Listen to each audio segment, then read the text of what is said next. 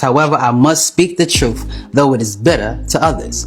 The truth is that the Quran, which translates in Arabic as the reading or recitation, was inspired by the Christian doctrine. Yeah, I said it, the Christian doctrine.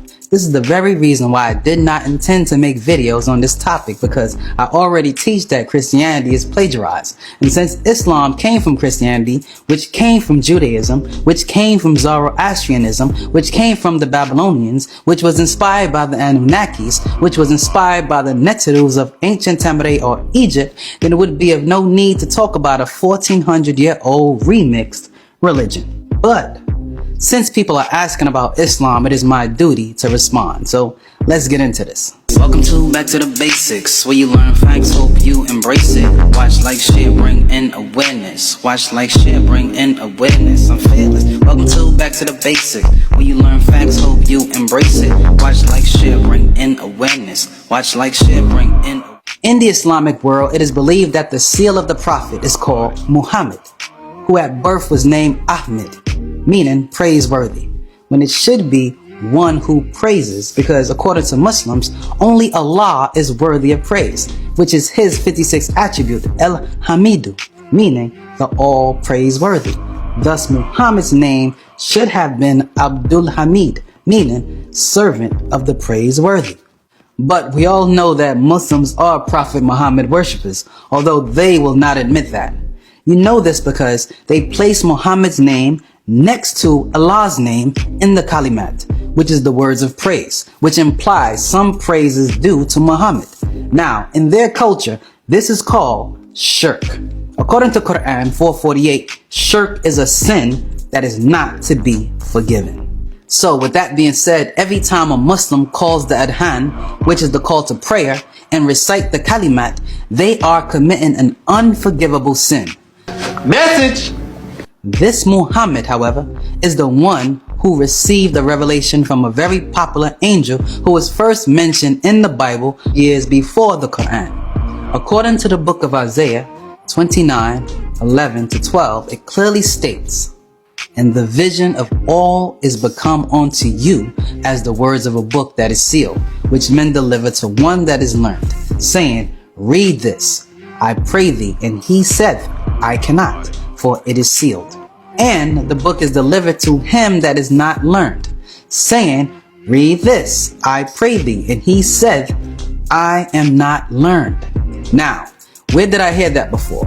This is nothing but the Prophet Muhammad's first revelation described in Islamic tradition as taking place in 610 AD, during the time the Prophet Muhammad was visited by the angel Jibril in Arabic, or Gabriel in Hebrew, who revealed to him the beginning of what would later become Al-Quran. Now, this angel Gabriel gets around a lot in the Bible, for he was also the angel who came in onto the 12-year-old Mary and told her that she would conceive a son in her womb. He also named that child Jesus, which in Hebrew tradition is done by the Father. But that's another topic for another day. Message! Now, this event with Gabriel and Muhammad was said to have taken place in a cave called Hira, located near Mecca. And in that conversation, the Prophet was told by the angel Gabriel, Iqra, which means to read. And Muhammad responded, Ma ana baqariyan, which translates to, I am not a reader. Now, let's recap. It is taught that the Quran is a book which was revealed in the year 610 AD to a man named Mustafa Muhammad Alamin, born in the year 570 AD and died in the year 632 AD, who lived in Arabia, which at the time was a Bible-influenced country that fell into idol worship. Yes, idol worship.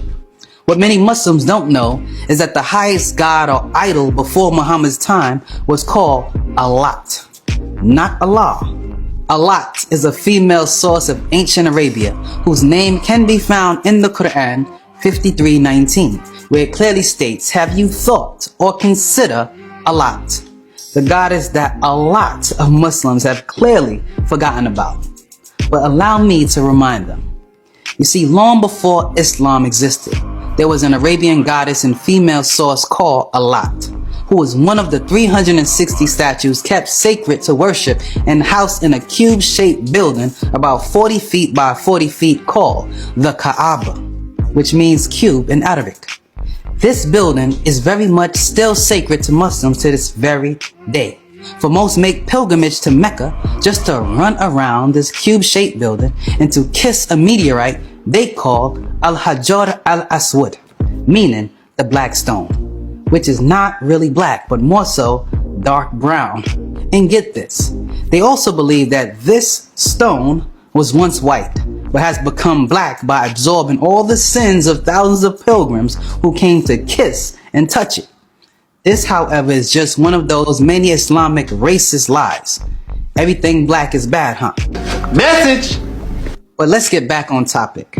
Now, in view of the fact that before the Quran was edited, yes, it was edited and vowels were added, none of the languages or dialects of that part of the country had any vowels. For instance, you had Southern Arabian script, Kufic script, Hebrew script, as well as Persian script, which all had no vowels or dots in their original form.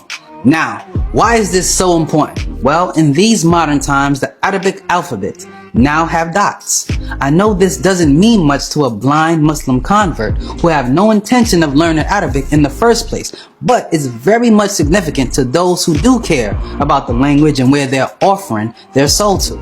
Take the Arabic letter Ta, which has 2 dots above a curved line, and the Arabic letter Ba, which have 1 dot below the same curved line.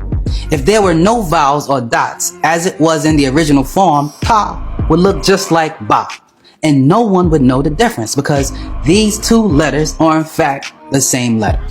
So when you write the word Al-Lat, which uses this letter in Arabic found in the modern Quran, it could not have been spelled in this manner in the original manuscript of the Quran.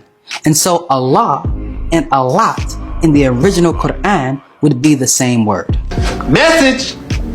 Although today they purposely spell Allah this way and they spell Al-Lat this way, the root here is Allahu, which are the same root that came from the Hebrew word Elo, which came from the Babylonian word Elo.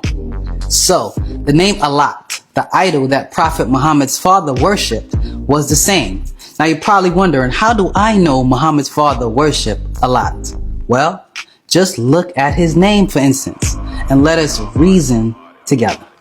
It is believed by the Muslim world that Muhammad's father's name is Abdullah, meaning slave of Allah. But if we use our mind, we would realize that his name could not have been that, for there was no dots or vowels added yet. So, his father's real name would rightfully be Abdul-Lat, not Abdullah. Message! Let's go a little higher in this topic. Let us not forget that the term Allah was revealed by way of the angel Jibril, who gave the Quran to the Prophet Muhammad, not his father. So that would mean that the name Allah would have been used after Muhammad, the son, not before his father, Abdul-Lat. Message! Now, why can't most Muslims understand this simple truth? As I said before, in many of these lessons, the language is the key. And if you decide to convert to a religion and not understand the language of the books that your religion provides you with, you will continue to be lost in mistranslations and ignorantly take issue with people like myself who teach to heighten your awareness. So with that said, many Muslims are not going to fully understand this video. And the reason for this is because only 10% of the whole Muslim world actually speaks Arabic. What is even more sad is 1% of the 10% understands classical Arabic enough to read the Quran properly. Another thing is, most Arabs that speak Arabic speaks a very bad dialect of it. And even the educated ones have not been fortunate enough to understand the Arabic of the Quran. The reason for this is because their so-called scholars have intentionally made the grammar so complicated that not even they understand it in the modern day Quran.